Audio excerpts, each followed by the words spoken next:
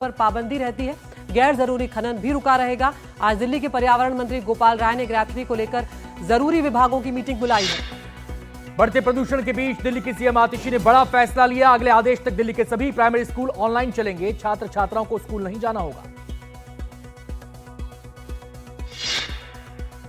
राजस्थान के टोंक में हुए थप्पड़ कांड के मुख्य आरोपी नरेश मीणा को गिरफ्तार कर लिया गया है। इसके बाद मीणा के समर्थकों ने जमकर हंगामा किया। मीणा समेत करीब 61 लोग गिरफ्तार किए गए। समरावता इलाके में तनाव जारी है, सुरक्षा बल तैनात है। राज्य के गृह राज्य मंत्री जवाहर सिंह बेढ़म ने कहा, प्रशासन को कड़ी से कड़ी कार्रवाई का निर्देश दिया गया है। टोंक में बवाल के दौरान पत्रकारों को भी मारपीट का सामना करना पड़ा। देवली उनियारा में अलीगढ़ हाईवे पर मीडिया कर्मियों पर हमला किया गया। इसमें 2 पत्रकार घायल हो गए। बताया जा रहा है कि भीड़ ने मीडिया कर्मियों पर हमला कर दिया और उनके कैमरे तोड़ दिए। प्रयागराज में लोक सेवा आयोग को प्रतियोगी छात्रों के आंदोलन के आगे आखिरकार झुकना पड़ा। आयोग ने पीसीएस प्री की परीक्षा को एक दिन में और एआरओ की परीक्षा को स्थगित कर समिति गठित करने का फैसला किया, लेकिन छात्र अभी भी डटे हैं। उनका कहना है कि हमने दोनों परीक्षा के लिए मांगे की थी, सिर्फ लोक सेवा आयोग ने पीसीएस प्री पर अपना फैसला सुनाया।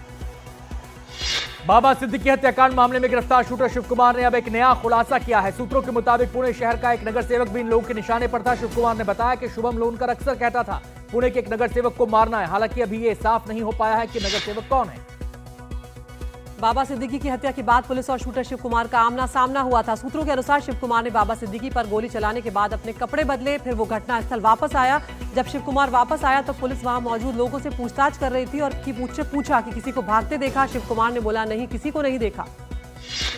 खालिस्तानी आतंकवादी अशदुल्ला की कनाडा में गिरफ्तारी के बाद भारत ने उम्मीद जताई है कि कनाडा अशदुल्ला को भारत को प्रत्यार्पित कर देगा। विदेश मंत्रालय के प्रवक्ता रणदीप जायसवाल ने अशदुल्ला की गिरफ्तारी पर भारत का रुख स्पष्ट करते हुए कहा कि उन्हें उम्मीद है कि खालिस्तानी आतंकवादी का प्रत्यार्पण होगा। उन्होंने बताया कि अशदुल्ला के प्रत्यार्पण अनुरोध को संबंधित एजेंसियां फॉलो कर रही हैं।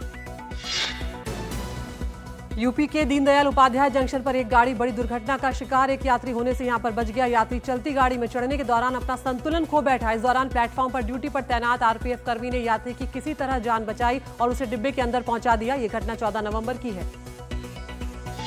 पटना के मसौड़ी में एक बड़ा सड़क हादसा हो गया। यहां श्रद्धालुओं से भरी एक बस डिवाइडर से टकराकर बीच सड़क पर पलट गई। इस हादसे में 2 लोगों की मौत हो गई, जबकि 28 लोग जख्मी हैं। 4 की हालत नाजुक है। बताया जा रहा है कि गया के बेलागंज थाने के 5 गांव के लोग इस बस से पटना गंगा स्नान के लिए जा रहे थे। इसी दौरान हादसा हुआ। रील बनाना 3 लड़कों को महंगा पड़ गया। उन्होंने प्लास्टिक में पेट्रोल और बड़ा पटाखा बम रखकर एक पेट्रोल टैंकर के सामने धमाका किया। इस घटना के बाद पुलिस ने तीनों को गिरफ्तार कर लिया, अदालत में पेश किया गया। तीनों को जुर्माना और चेतावनी देकर छोड़ दिया गया। तीनों ही हासन के एक आयुर्वेद कॉलेज के ग्रेजुएशन के छात्र हैं। राजस्थान के बालोतरा में शादी समारोह में एक बड़ी चोरी हो गई। ये समारोह नाकोड़ा रोड वेंडिंग रिजॉर्ट में था।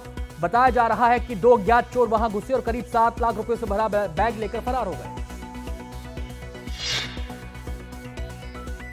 झारखंड में पुलिस ने वाहन के टायर में छुपाए गए कैश को जब्त किया है। नकदी करीब 50 लाख है। ये घटना झारखंड बिहार सीमा पर बनाए गए गिरिडीह के देवरी थाना क्षेत्र की है। पुलिस ने वाहन की जांच के दौरान इस बड़ी राशि को बरामद किया। ये पैसे किसके हैं, कहां ले जाए जा रहे थे, इसकी जांच की जा रही है। बीजेपी सांसद निशिकांत दुबे ने झारखंड सरकार पर निशाना साधा। दिल्ली के नगर निगम में आम आदमी पार्टी ने फिर से कब्जा कर लिया है। आप पार्षद महेश पीची नए मेयर बन गए हैं। उन्हें 133 वोट मिले। बीजेपी के किशन पाल को 130 वोट मिले। आम आदमी पार्टी के पार्षद रविंद्र भारद्वाज निर्विरोध डिप्टी मेयर चुने गए। कांग्रेस ने चुनाव आयोग में बीजेपी की शिकायत की है। कांग्रेस नेता जयराम रमेश का कहना है कि महाराष्ट्र और झारखंड में पीएम मोदी और गृहमंत्री अमित शाह अपनी रैलियों में गलत बयानबाजी कर रहे हैं। जयराम रमेश ने कहा कि उन्हें उम्मीद है कि चुनाव आयोग इस मामले को गंभीरता से लेगा। लोकसभा चुनाव में बीजेपी के खराब प्रदर्शन के बाद पार्टी के लिए यूपी के उपचुनाव प्रतिष्ठा की लड़ाई बन गए हैं। इसे लेकर यूपी बीजेपी कोर कमेटी के गुरुवार को आरएसएस के साथ लंबी बैठक हुई। बैठक में यूपी में राष्ट्रवाद और हिंदुत्व के नाम पर सभी जातियों को एक करने पर मंथन हुआ। मणिपुर के 5 जिलों के 6 थानों में फिर से armed forces special protection act यानी कि अफ्स्पा को लागू कर दिया गया है। 31 मार्च 2025 तक प्रभावी रहेगा। गृह मंत्रालय ने गुरुवार को इसका आदेश जारी किया। बताया जा रहा है कि इन इलाकों में बिगड़ती सुरक्षा स्थिति के चलते फैसला किया गया है। अफ्स्पा लागू होने से सेना और अर्धसैनिक बल इन इलाकों में कभी भी किसी को भी पूछताछ के लिए हिरासत में ले सकते हैं।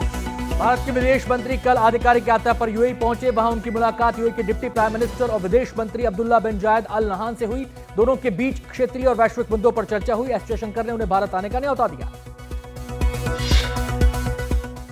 प्रधानमंत्री मोदी आज बिहार के जमुई जाएंगे। जनजातीय गौरव दिवस के अवसर पर प्रधानमंत्री आज जमुई से धरती आबा भगवान बिरसा मुंडा की 150वीं जयंती वर्ष के उत्सव की शुरुआत करेंगे। इस मौके पर वो करीब 6,600 करोड़ की योजनाओं का शिलान्यास भी करेंगे। सुबह 11 बजे वो इस मौके पर एक डाक टिकट और सिक्के को भी जारी करेंगे। राष्ट्रपति द्रौपदी मुर्मू ने भगवान बिरसा मुंडा की जयंती की पूर्व संध्या पर देश को संबोधित किया। उन्होंने इस अवसर पर देशवासियों को जनजातीय गौरव दिवस की बधाई दी। झारखंड अपना स्थापना दिवस भी 15 नवंबर को भगवान बिरसा मुंडा की जयंती के अवसर पर मनाता है।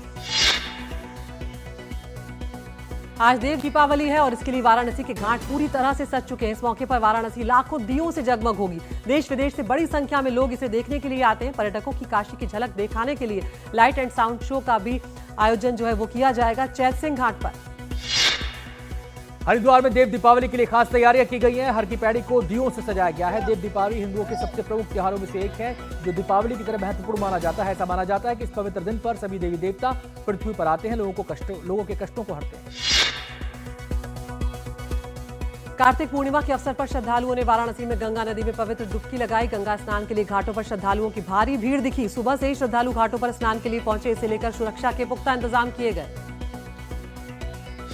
अंतर्राष्ट्रीय बाजार में फेसबुक की मूल कंपनी मेटा की मुश्किलें बढ़ती हुई नजर आ रही हैं। यूरोपियन यूनियन के नियामकों ने मेटा पर गुरुवार को लगभग 800 मिलियन यूरो यानी करीब 71 अरब रुपए का जुर्माना लगाया है। यू ने मेटा पर अपनी ही ऑनलाइन क्लासिफाइड विज्ञापन कारोबार से जुड़ी कंपनी फेसबुक मार्केटप्लेस को अनुचित लाभ पहुंचाने के लिए जिम्मेदार ठहराया।